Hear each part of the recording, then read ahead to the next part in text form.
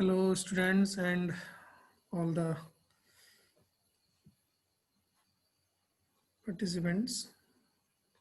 Now I am going to discuss with you another topic of management accounting of unit second, preparation of cash flow statement by using the direct method.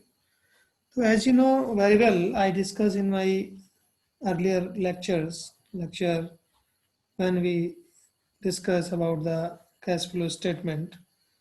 So, cash flow statement is a statement that shows inflows or outflows of cash in concern during a particular accounting period.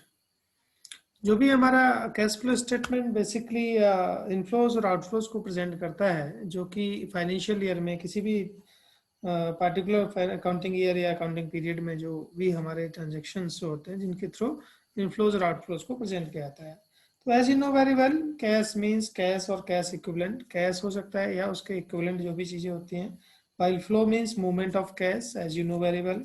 Cash flow statement may be defined as a summary of receipts and payment of cash, which reconciles the opening cash balances with the closing cash balances of a given period on the basis of information of sources means inflows, application means outflows of the cash from item appearing in balance sheet and profit and loss account.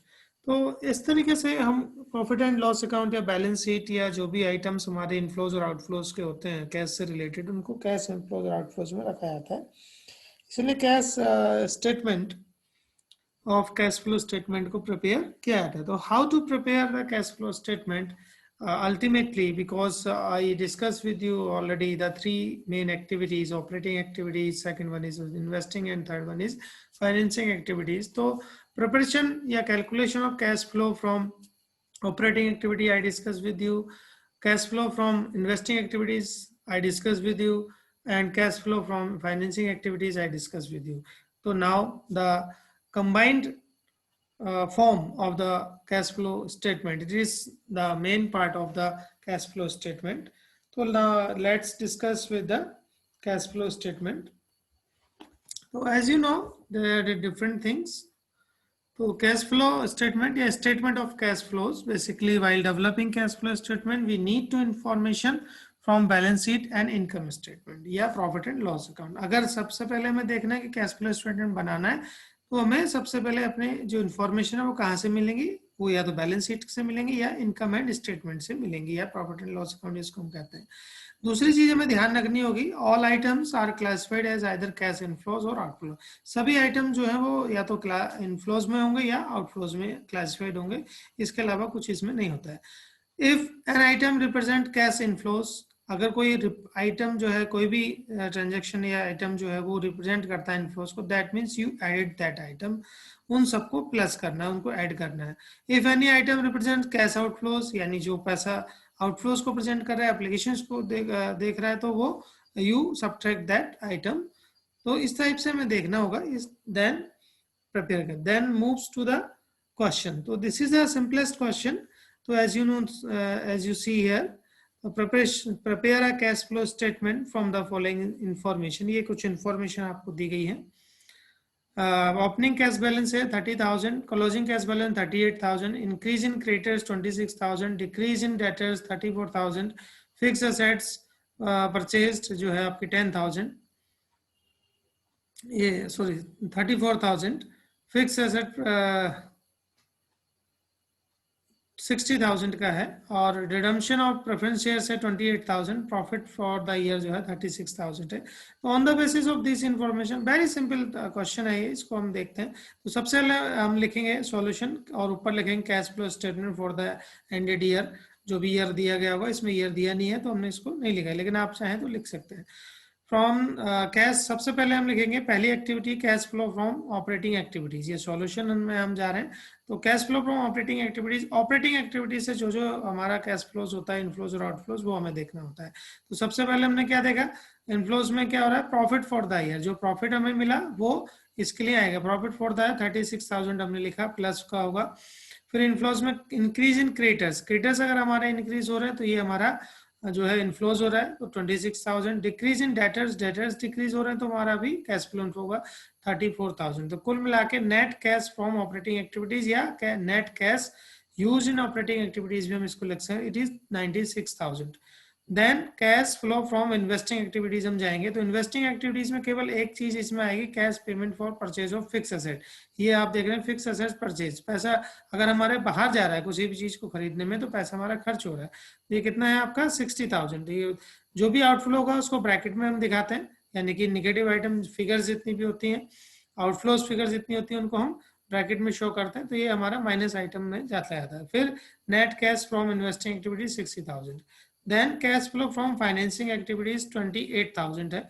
ये आप देख रहे हैं redemption of preference share, preference share का redemption हुआ यानी कि उनको हमने पैसा जो है पेमेंट किया तो पेमेंट होगा, इसलिए 28,000 ही आएगा। कुल मिला के अब इन्होंने इसको प्लस किया तो 96,000 प्लस का है, 60,000 माइनस का, 28,000 भी माइनस का, दोनों को प्लस का 88,000। तो 96,000 माइनस 88,000 देन वी गेट 8,000। तो this is the opening cash balance. आप कितना दिखा रहा है cash at the beginning, it is 30,000। ये हमारा 30,000 है cash at the beginning. Question में ही आपको इसका अगर हम देखेंगे तो आंसर भी आपको मिल जाता है, तो ये बहुत अच्छा एक वो रहता है। फिर कैश एट द एंड हमें लिखना होता है 38,000। ये आप देखें 38,000, तो बाई मिस्टेक एक जीरो उसमें आ गया बट इट इज 38,000। तो इस तरीके से इस क्वेश्चन को हम कर सकते हैं, बहुत सिंपल तरीका। Now takes another question. This is another question. ये लिखा है आपका from the following information or summarize cash book of Marine Drive Limited. Prepare a cash flow statement for the year ended 31st March 2019 in the accordance with AS3 accounting standard third हमने कहा, तो ये direct method हम इसका use कर रहे हैं। ये आपको इंफॉर्मेशन दी गई है किसी समराइज कैश बुक की। यहाँ पर बैलेंस BD यानी कि बैलेंस ओपनिंग बैलेंस हो गया 5,000 to receive from the customer, customer से पैसा मिला आपको 3 लाख रुपीज यानी इनफ्लोज हो रहा है। टू सेल्स मशीन, मशीन को बेच रहे हैं तो 45,000 यानी कि आपका आउटफ्लो, ये भी इनफ्लोज हो रहा है, पैसा मिलेगा आपको। और उसके बाद आप देखेंगे इशू ऑफ शेयर्स हैं, शेयर इशू कर रहे हैं 1 लाख रुपए के, तो ये कहीं ना कहीं आपका एक्टिविटीज है, पैसा आपको मिलेगा, इनफ्लोज है। फिर by payment to suppliers, payment किया तो आपका ये आउटफ्लोज होगा। परचेज ऑफ मशीन ये आउटफ्लो होगा। वेजेस एंड सैलरी आउटफ्लो होगा। Rent rates and taxes paid किए तो ये भी आउटफ्लो होगा। इनकम टैक्स पेड किया ये भी आउटफ्लो। डिविडेंड आउटफ्लो होगा। रीपेमेंट ऑफ डिवेंचर आउटफ्लो होगा। और क्लोजिंग बैलेंस यानी कि 90,000। तो एट द एंड हम देखेंगे ओपनिंग बैलेंस और क्लोजिंग, तो ये हमारा मैच कर जाना चाहिए, तो क्वेश्चन आपका सही हो जाता है। नाउ सॉल्यूशन, सबसे पहले हम लिखेंगे cash flow statement for the ended year 31st मार्च 2019। तो इस तरीके से हम लिखते हैं टॉप में। उसके बाद फिर cash flow from the operating activity heading डालेंगे और उसमें जो जो कैश फ्लो ऑपरेटिंग एक्टिविटीज के होते हैं उनको हम यहाँ पर लिख लेते हैं। सबसे पहले हमने लिखा कैश रिसीप्ट फ्रॉम कस्टमर, क्योंकि हमने क्या करा रिसीप्ट फ्रॉम कस्टमर है, हमने सामान बेचा तो हमें पैसा मिलेगा, कस्टमर से कितना मिला 3 लाख रुपीज। फिर पेमेंट टू सप्लाई, क्योंकि हमने पेमेंट भी किया तो जो पेमेंट आया वो ऑपरेटिंग एक्टिविटीज से हुआ, तो सप्लायर्स को 2,60,000 का ये ब्रैकेट में हमने लिखा है, यानी कि जितनी आउटफ्लोज एक्टिविटीज होती हैं, आइटम्स होते हैं, उनको ब्रैकेट में लिखते हैं। देन वेजेस एंड सैलरी, ये भी आउटफ्लोज है 20,000, इसको ब्रैकेट में लिखा। रेंट एंड टैक्स, ये भी आपका 10,000 ब्रैकेट में जाएगा। कुल मिला के ये मिला आपका तो 3 लाख 3 उसमें से प्लस के हुए और 260 20 एंड 30, तो 10,000 रुपीज आपका केवल प्लस का हुआ। Cash generated from operating activities या ऑपरेशन हम इसको कहेंगे, कितना हुआ 10,000। Less income tax, income tax हम बाद में पे करते हैं, तो 5,000 रुपीज आपने इनकम टैक्स पे किया क्योंकि आउटफ्लो है, हमने माइनस किया। Net cash from operating activities it is 5,000, यानी कि इसको हम net cash used in operating activities या नेट कैश जनरेटेड भी हम इसको कर सकते हैं। केवल आपको कितना मिला 5,000 रुपए का। दूसरी एक्टिविटी होती है cash flow from investing activities, तो इन्वेस्टमेंट से रिलेटेड जितनी भी चीजें हैं वो यहाँ पर आ जाएंगी। तो इन्वेस्टमेंट में जैसे हम मशीन परचेज और सेल होती है वो इन्वेस्टमेंट से क्योंकि होता है, तो परचेज ऑफ मशीन है 40,000 रुपीज का, तो हमने ये दिखाया आपको cash payment to purchase of machine 40,000, cash outflows हो रहा है। उसके बाद cash receive from sale of machine, पुरानी मशीन होगी कोई बेच दी हमने 45,000 रुपए की, तो ये आउटफ्लो इनफ्लोज हो गया 45,000 रुपए आपको मिले। यहाँ पर भी net cash from investing activities it is 5,000, यहाँ पर भी 5,000 रुपए का नेट कैश आपका जनरेट हो गया, तो ये 5,000 रुपए प्लस में आ गया। Then third activities cash flow from financing activities. यहाँ पर आप देखेंगे जो फाइनेंसिंग से रिलेटेड, फाइनेंस से रिलेटेड एक्टिविटीज हैं उनको हम, जैसे कि शेयर्स हो गए, डिवेंचर्स हो गए, वो सारी एक्टिविटीज हम यहाँ देखते हैं। तो cash proceed from issue of share, issue of share कितने के हैं, 1 लाख रुपीज के, हमने 1 लाख का इश्यू किया तो ये आपका इन्फ्लोज होगा, 1 लाख रुपए आपको मिलेगा।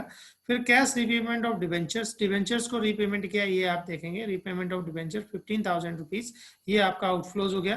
फिर डिविडेंड पेड हो गया, डिविडेंड आपने पेड किया है, डिविडेंड ये है बाय डिविडेंड 10,000 रुपीज आपने पे किया, ये भी आउटफ्लो हो गया। तो इनफ्लोज माइनस आउटफ्लोज करेगा तो 75,000 रुपीज आपको net cash from financing activities मिल जाएगा, यानी कि इसको हम net cash used in finance activities या net cash generated in financing activities भी कह सकते हैं। अब इन सबको प्लस कर देंगे, 5 + 5 + 75, तो इट इज 85,000। तो it is net increase in cash या नेट कैश इंक्रीज हम कहेंगे। 85,000 हमारा पूरे पार्टिकुलर फाइनेंशियल ईयर में 85,000 रुपीज इंक्रीज हुआ। अब इसमें ओपनिंग में कितना था, कैश एट द बिगिनिंग कितना था, 5,000, ये देखिए आप 5,000, और अब एट द एंड कितना हो गया, इनको प्लस कर दिया तो कितना मिल गया, 90,000, ये हमने इसको 90,000। तो इस तरीके से क्वेश्चन आपका बहुत ही सिंपल तरीके से क्वेश्चन किया जा सकता है, बहुत ज्यादा सोचने की जरूरत नहीं है, सिर्फ एक्टिविटीज फाइंड करनी है, कौन सी एक्टिविटीज ऑपरेटिंग एक्टिविटीज है, कौन सी एक्टिविटी इन्वेस्टिंग एक्टिविटीज है, और कौन सी एक्टिविटीज आपकी फाइनेंसिंग एक्टिविटीज। तो इस तरह की एक्टिविटीज अगर हम कर लेते हैं और इनको फाइंड कर लेते हैं तो इससे इजीली हमारा जो टर्म है वो क्लियर हो जाता है। तो इस तरीके से क्वेश्चंस को हम कर सकते हैं। तो बहुत सारी सिंपल तरीके हैं जिनको हम यूज करेंगे, और अगले 2 दिन और अभी हम इसमें सेशन करेंगे, फ्राइडे और सैटरडे, ये थर्सडे की आपकी होगा, और इसको ध्यान से करिएगा आप लोग, और आपको जो असाइनमेंट दिए जाएंगे on the basis of this videos आप फिर इनको प्रिपेयर करके उसको सबमिट करेंगे। तो आप please everyone, I instruct to you all student, please watch and understand the questions, and if you have any queries, any problems, then ask me personally with WhatsApp number, or the if any problem you may also call to me. So thank you very much. If you have any queries, if or any problem, then you also go through the management accounting by Dr. KL Gupta. Thank you very much.